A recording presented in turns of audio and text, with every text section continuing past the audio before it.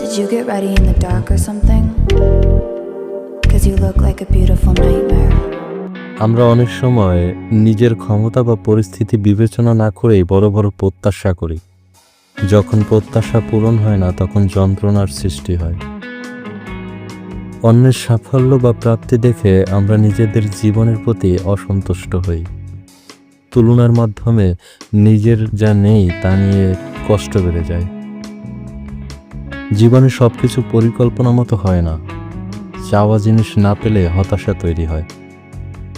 বাস্তবতা, সামর্থ্য বা সময়ের সঙ্গে খাপ না খাওয়া চাহিদাগুলো পূরণ না হলে দুঃখ হয়। কোনো কাজ সাফল্য না পেলে মনে হয় কিছু হারিয়েছি বা জীবন থেকে কিছু পাইনি।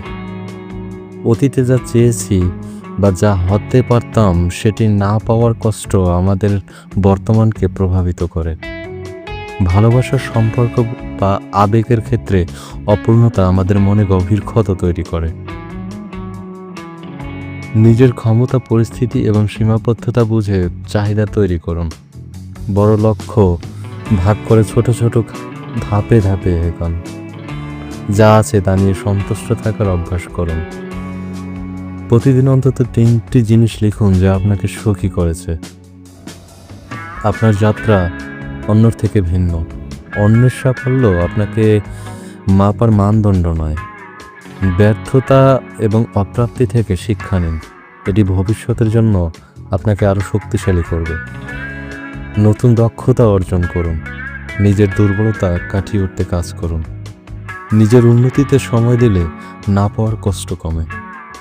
অতীতের পেছনে না থেকে বর্তমানকে কাজে লাগান।